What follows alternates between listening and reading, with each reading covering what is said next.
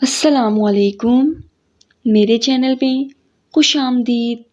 میرے چینل کو سبسکرائب کریں اور ساتھ میں دیے گئے بیل آئیکن کو پریس کریں تاکہ میری ہر نئی آنے والی ویڈیو کا نوٹیفیکیشن آپ کو ملتا رہے۔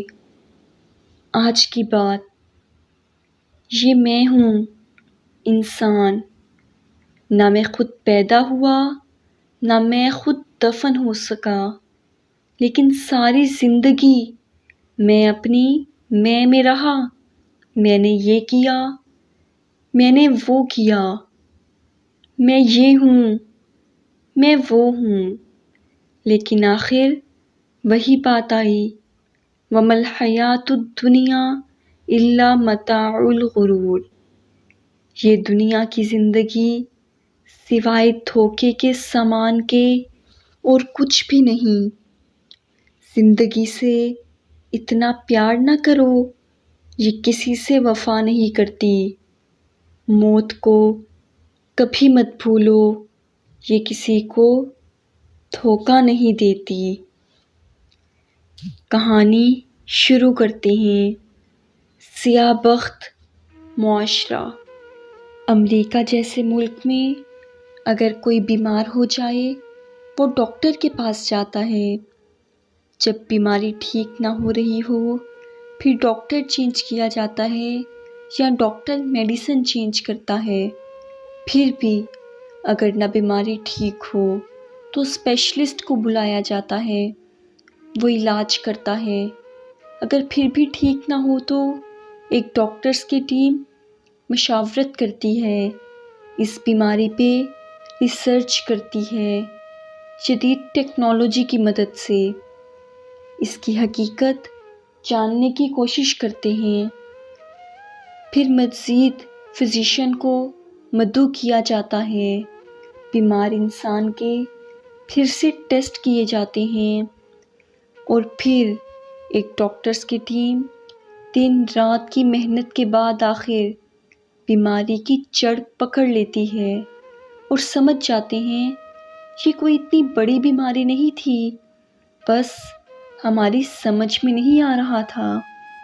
پھر چند دنوں میں وہ بیمار انسان تندرست ہو جاتا ہے، زندگی میں پھر ہنسنے کھیلنے لگتا ہے، اور ڈاکٹرز ایک کتاب لکھتے ہیں اور آنے والی نسل کے لیے لکھ جاتے ہیں، ایک بیماری اس قسم کی ہے جس کی علامات یہ ہیں اور اس کا علاج بہت آسان ہے۔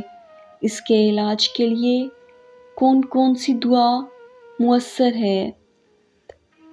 یہ تو تھا انگریزوں کا کلچر، جن کو ہماری زبانیں دن رات گالیاں دیتے نہیں تھکتی، اور یہ حقیقت بھی ہے کہ جس موبائل میں آپ اس وقت یہ تحریر پڑھ رہے ہیں یہ بھی ان کی ہی ایجاد ہے۔ آپ کے کانوں میں جو ہینڈ فری لگے ہیں یہ بھی ان کی ہی ایجاد ہے۔ خیر میں بھی آپ سب کی طرح ہی ہوں، ان گوروں کو گالیاں دینے والا۔ خیر اب چلتے ہیں اپنے کلچر کی طرف۔ عالیہ پڑھی لکھی لڑکی تھی، اس نے قرآن پاک بھی حفظ کر رکھا تھا۔ اس کی شادی ایک ایسے گھرانے میں ہوئی جو پیر بابا پہ بہت یقین رکھتے تھے۔ یاد رہے میں خود پیر و مرشد کو مانتا ہوں، میں کسی ولی اللہ کے خلاف نہیں لکھ رہا۔ شادی ہو گئی۔ عالیہ گورنمنٹ اسکول میں عربی ٹیچر بھی تھی، اچھی خاصی نوکری تھی، سب بہت خوش تھے۔ شوہر نے گارمنٹس کی دکان بنا رکھی تھی۔ عالیہ کے شوہر کا صرف ایک بڑا بھائی تھا اور جیٹھانی ان پڑھ سی تھی، نہ اسکول کی تعلیم نہ دین کی، شوہر کو بھی جاہلوں کی طرح مخاطب کرتی۔ خیر وقت گزرنے لگا، عالیہ کو اللہ نے 2 بیٹے عطا کیے اور جیٹھانی کے 5 بچے تھے۔ پھر ہوا کچھ یوں، جیٹھانی کا بڑا بیٹا بیمار ہو گیا۔ بیماری کچھ ایسی تھی کہ جب وہ روتا تو آنکھوں سے خون کے آنسو آتے۔ سب بہت حیران تھے یا اللہ، یہ کیا ہو گیا؟ گاؤں کے ڈاکٹر کے پاس لے گئے۔ ڈاکٹر نے چیک کیا، ایک گولیوں کی تھیلی بھر دی، یہ کھلا دیں ٹھیک ہو جائے گا، لیکن کوئی افاقہ نہ ہوا۔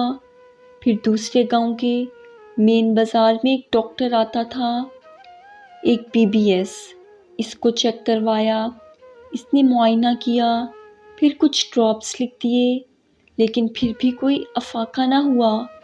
سب بہت پریشان تھے، چونکہ عالیہ اور جیٹھانی ایک ہی گھر میں رہتی تھیں، لیکن گھر میں ایک دیوار کھینچ دی گئی تھی۔ شادی کے 1 سال بعد عالیہ کے ساتھ وہ جھگڑتی، بد اخلاقی سے پیش آتی۔ کوئی غیر مرد محلے کا کوئی گھر آ جاتا تو سر پہ دوپٹہ نہ اوڑھتی۔ عالیہ نے 1-2 دفعہ سمجھایا، لیکن جیٹھانی جھٹلا دیتی۔ پھر ایک دن دونوں میں لڑائی ہوئی، فیصلہ ہوا اپنی پکاؤ اور کھاؤ۔ گھر میں 4 اینٹوں کی دیوار کھینچ کر کہہ دیا، تم ہمارے لیے مر گئے، ہم تمہارے لیے۔ ہمارے گھروں کی عام سی باتیں۔ اب جیٹھانی اپنے بیٹے کو لے کر کبھی کسی حکیم کے پاس تو کبھی کسی ڈاکٹر کے پاس۔ ایک ڈاکٹر نے بتایا کسی برین اسپیشلسٹ کو چیک کرواؤ، لیکن کہاں ماننے والے تھے وہ لوگ۔ جیٹھانی نئے سے نئے کپڑے پہننے کی عادی، فضول خرچی میں ہاتھ بڑھا ہوا، جس چیز کی نہیں ضرورت وہ بھی لے لینی۔ شوہر کے ساتھ بد اخلاقی، شوہر کو بس کم عقل سمجھتی۔ اب شوہر صاحب نے ایک دوسری عورت کے ساتھ بھی یارانہ لگایا ہوا تھا۔ بیوی تو ہر وقت دماغ چاٹتی رہتی، اس لیے باہر دوسری عورت سے یارانہ لگا لیا۔ اگر 500 کماتا تو 300 محبوبہ کو دیتا اور 200 بیوی کو۔ بیوی پوچھتی تو رونا دھونا شروع کیا، کیا کروں کام نہیں ملتا۔ دوسری طرف عالیہ 5 وقت نماز ادا کرنے والی، ہر جمعے کو گھر میں حضور نبی اکرم صلی اللہ علیہ وسلم کی محفل پاک بھی کرتی، بچوں کو دین دنیا سکھاتی، شوہر کی تابع دار۔ عالیہ نے محنت کی، بچوں کو ٹیوشن بھی پڑھائی، جیسے تیسے کر کے 4 پیسے جمع کر کے خوبصورت سا گھر بنا لیا۔ اب جیٹھانی آسیہ دیکھ دیکھ کر شوہر سے جھگڑا کرے، وہ دیکھ ان کو گھر بنا لیا۔ شوہر منہ میں بولا، اس گھر میں رہنے والی عورت ہے اور تم۔ خیر بیٹا تھا کہ ٹھیک ہی نہیں ہو رہا تھا، لیکن ایک ڈاکٹر نے کہا کچھ پیسے لگیں گے، میں کچھ ٹیسٹ لکھ کر دیتا ہوں، وہ کروا لیں، انشاءاللہ آپ کا بیٹا ٹھیک ہو جائے گا، بس ٹیسٹ کچھ مہنگے ہیں۔ کسی نے مشورہ دیا، ڈاکٹر تو بس لوٹنے کے لیے بیٹھے ہوئے ہیں، فلاں جگہ ایک بابا جی ہیں، ان کے پاس لے جائیں، بہت پہنچی ہوئی سرکار ہیں، بابا مونگ پھلی سرکار۔ بس دھیان رہے جب ان کے پاس جائیں تو 20 کلو مونگ پھلی لے جانا ضرور۔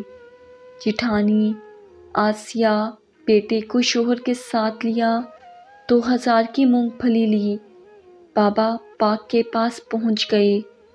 بابا جی کمرے میں بیٹھے کھانس رہے تھے، اپنے بیٹے کو بولے، میرے لیے کھانسی کا شربت لے آنا، میرے پاس مرید آ گئے ہیں، میں آتا ہوں ذرا ان کو دیکھ کر۔ بابا سرکار کے ساتھ اور بھی چیلے تھے، لوگوں کا رش لگا ہوا تھا، اپنی اپنی مراد پانے کے لیے آئے ہوئے تھے۔ آسیہ بھی مونگ پھلی کا شوپر اٹھائے پہنچی، آسیہ پریشان تھی۔ ایک عورت نے پوچھا، نی بہن پریشان کیوں ہے؟ آسیہ اداسی میں بولی، میرا منڈا نہیں ٹھیک، اس کی آنکھوں سے خون آتا ہے، تھک گئی ہوں دوڑ دوڑ کر۔ وہ عورت بولی، لوگ بڑے ظالم ہوتے ہیں، لوگ کیا اپنے ہی ہوتے ہیں جو تعویذ دھاگے کرواتے ہیں، میرے خود بیٹے پہ میری نند نے کروایا تھا، جاؤ بابا جی کی کرامت سے اب شکر اللہ کا ٹھیک ہے۔ آسیہ اداسی میں بولی، میرے گھر تو جب سے میری دیورانی آئی ہے بیاہ کر، میں ایک پل سکون کا نہیں دیکھا۔ اس کے 2 بچے ہیں، مجھے تو شکل سے ہی جادو کرنی لگتی ہے وہ۔ اس کو عورت حوصلہ دینے لگی، کوئی گل نہیں بہن، اب تو بابا جی کے پاس آ گئی ہے۔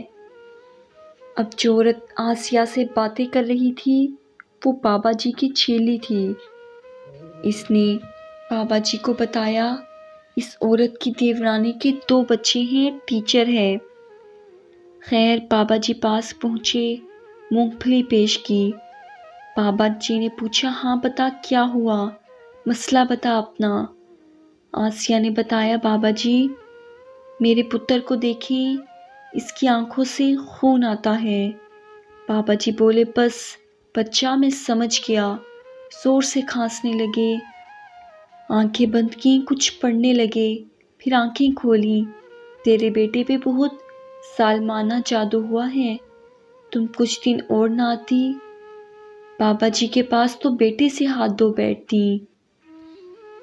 آسیہ رونے لگی، بابا پاک میرا منڈا ٹھیک کر دیں بس۔ بابا جی نے کچھ تعویذ دیے، پانی دم کر کے دیا اور بولے، جادو کروانے والی ایک عورت ہے، اس کی نشانی یہ ہے، صبح گھر سے جاتی 3-4 بجے تک گھر واپس آتی ہے، اور ہاں اس کے 2 بچے ہیں۔ بس بابا جی کے جنات اتنا ہی جان سکے ہیں، اب خود ڈھونڈ لو وہ کون ہے۔ آسیہ شوہر کی طرف دیکھ کر رونے لگی، میں نہ کہتی تھی عالیہ کمینی میری دشمن ہے، اس کے ہی 2 بچے ہیں، وہی اسکول جاتی ہے صبح اور 2 بجے آتی ہے گھر۔ بابا جی نے تسلی دی، بچی پریشان نہ ہو، ہم اس عورت کا توڑ کریں گے، تو یہ تعویذ لی جا، اسے 7 جوتے مار کر جلا دینا، دیکھ حالات کیسے بدلتے ہیں تیرے۔ آسیہ بیٹے کو لے کر گھر آ گئی، اب آسیہ خون کی پیاسی ہو گئی عالیہ کی۔ بابا جی نے کہہ دیا ہے، یہی ہے وہ ظالم۔ شوہر بھی بدگمان ہو گیا، میرے بھائی کی بیوی اتنی گری ہوئی حرکت کر سکتی ہے؟ اب لگی تعویذ کو جوتے مارنے، بیٹے کو پانی پلانے۔ ادھر بابا جی نے ڈاکٹر کو چیک کروایا، ڈاکٹر نے بتایا، بابا جی آپ کو تو ٹی بی ہو چکا ہے، اپنا علاج کروائیں۔ بابا جو مونگ پھلی کٹھی ہوتی تھی وہ بیچ کر اچھا خاصا بزنس بنا رکھا تھا۔ دوسری طرف بابا جی آسیہ کے دماغ میں نفرت کو آگ دے چکا تھا۔ آسیہ ہر روز تعویذ چلا کر عالیہ کی چھت پہ پھینک دیتی۔ ادھر بیٹے کی بیماری تھی کہ ٹھیک ہی ہو نہیں رہی تھی۔ بابا جی کے پاس گئی، بابا جی میرا بچہ ٹھیک نہیں ہو رہا۔ بابا جی بڑے اطمینان سے بولے، میں نے کہا تھا نا، بڑے سخت تعویذ ہوئے ہیں، اس کا توڑ آسان نہیں ہے۔ کل ایسا کرنا، 5 کلو بکرے کا گوشت لے کر آنا، میں کل ساری رات چلا کروں گا۔ آسیہ اداسی میں بولی، بابا جی میری دیورانی کا بھی کچھ کرے نا، میں چاہتی ہوں وہ بھی خون کے آنسو روئے۔ بابا جی روب دار آواز میں بولے، فکر نہ کر، اس کو تو ایسے تڑپا کر ماروں گا، اس کو قبر میں بھی سکون نہیں ملے گا۔ دوسرے دن آسیہ 5 کلو بکرے کا تازہ گوشت لے کر پہنچ گئی۔ بابا جی نے تسلی دی، آج میں ساری رات جاگتا رہوں گا، پڑھائی کروں گا۔ آسیہ ایک امید لے کر گھر آ گئی۔ اب بابا جی نے اپنے چیلوں کو آواز دی، یہ گوشت اچھے سے دھو کر چنگی طرح ابال کر کڑاہی تیار کرو۔ بابا جی نے پیٹ بھر کر بکرے کا گوشت کھایا اور آرام سے سو گیا۔ ادھر عالیہ کو بخار ہو گیا، موسم تبدیل ہو رہا تھا، بس یہ وجہ تھی۔ عالیہ ڈاکٹر کے پاس گئی، آسیہ دیکھ رہی تھی، بہت خوش ہوئی، بابا جی کا چلہ کام کر رہا ہے۔ 6 ماہ گزر گئے، بیٹا ویسے کا ویسا ہی رہا، خون کہاں رک رہا تھا۔ بابا جی کو کانوں کی بالیاں بیچ کر پیسے دیے تھے، لیکن کوئی فرق نہیں پڑ رہا تھا۔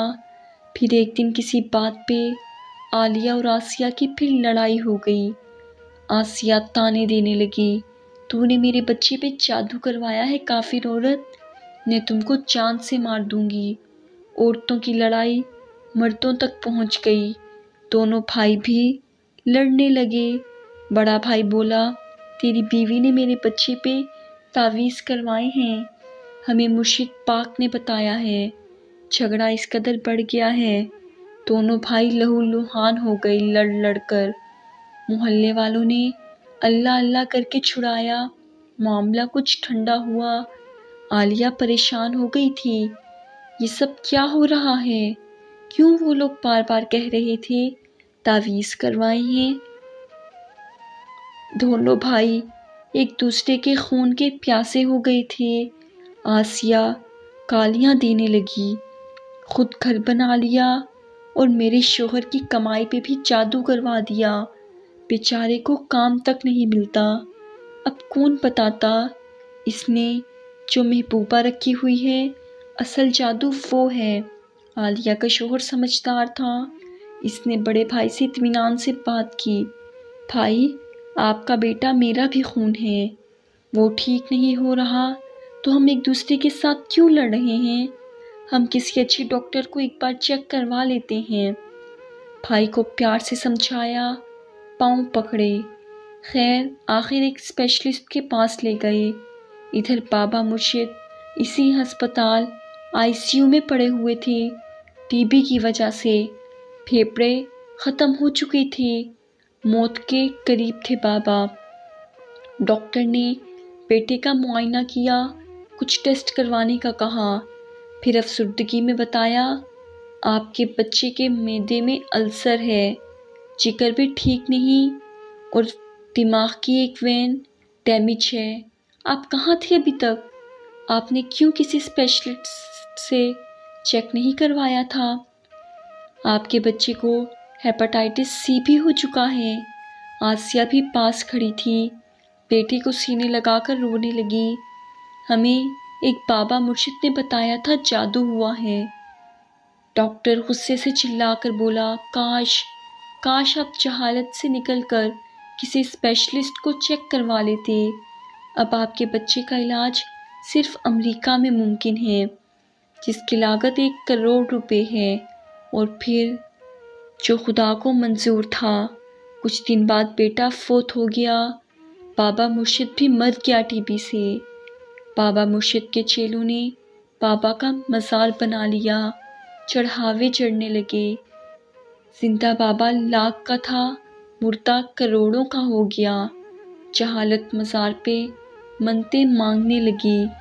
عالیہ اپنی جٹھانی کے پاس بیٹھ کر بولی، میں طنز نہیں کرنے آئی، کاش بہن تم اپنا اخلاق اچھا رکھتی، تم اللہ کے حضور سجدے کرتی، نمازیں ادا کرتی، اپنے شوہر کے تابع رہتی، رشتوں میں بغض نہ رکھتی۔ تم نے جہالت میں اپنا بیٹا گنوا دیا، تمہارا شوہر کسی اور کی باہوں میں سوتا ہے کیونکہ تم بد اخلاق عورت ہو۔ سب سے بڑی جہالت وہ تھی جب تم نے اللہ پہ بھروسہ کرنا چھوڑا اور کسی بے ایمان بابے کے قدموں میں جا بیٹھی۔ 9 ماہ تم بابا مرشد کے کہنے پہ تعویذات پہ جوتے مارتی رہی، مجھے الزام دیتی رہی۔ کاش تم اپنے بیٹے کو ڈاکٹر کو دکھاتی تو شاید تیرا بیٹا آج ہنستا مسکرا رہا ہوتا۔ آسیہ چیخ چیخ کر رو رہی تھی، میری عقل پہ پردہ پڑ گیا تھا، میں کیا کروں؟ عالیہ نے حوصلہ دیا، اللہ سے معافی مانگو اور سچے دل سے توبہ کرو، شوہر کی فرما بردار ہو جاؤ اور اپنی خواہشات کم کرو، اللہ نے چاہا دن بدل جائیں گے۔ آسیہ رونے لگی، کاش میں کسی بابا مونگ پھلی کے پاس نہ جاتی، آج میرا بیٹا میرے پاس ہوتا، مشکل کے وقت اللہ سے رجوع کرتی۔ عالیہ پیار سے بولی، جہالت اس قدر ہماری رگوں میں اتر چکی ہے، اگر صراط مستقیم پر چلنے کا کہو تو کافر کا لیبل لگا لیتے ہیں لوگ، اور بابا مونگ پھلی جیسے لوگ ہنستے پھنستے گھروں کو اجاڑ دیتے ہیں، کسی ماں سے اس کا بچہ چھین لیتے ہیں، طلاقیں اور اپنوں کو اپنوں سے دور کر دیتے ہیں، اور ہم کو جب سمجھ آتی ہے تب تک بہت دیر ہو چکی ہوتی ہے۔ کوئی مرد عورت اگر کسی ایسی جہالت میں مبتلا ہے تو خدارا سنبھل جاؤ اور اللہ سے معافی مانگو۔ بابا مرشد کی بجائے اپنا کسی اسپیشلسٹ سے علاج کرائیں۔ مجھے صرف ایک سوال کا جواب دے دیں، امریکہ میں ہر بیماری کا علاج ممکن ہے کیوں؟ جبکہ نہ وہاں کوئی مزار ہے، نہ کوئی بابا مرشد، نہ کوئی مونگ پھلی سرکار، نہ کوئی بابا پہنچی سرکار۔ تنقید آپ کا حق ہے اور اصلاح میرا۔ خدا کرے کوئی ایک انسان سمجھ جائے میرے الفاظ۔ یہ تھی میری آج کی سٹوری۔ مجھے امید ہے کہ آپ کو پسند آئی ہوگی۔ پلیز لائک کریں، کمنٹ کریں اور اپنے دوستوں میں زیادہ سے زیادہ شیئر کریں۔ نماز قائم کریں۔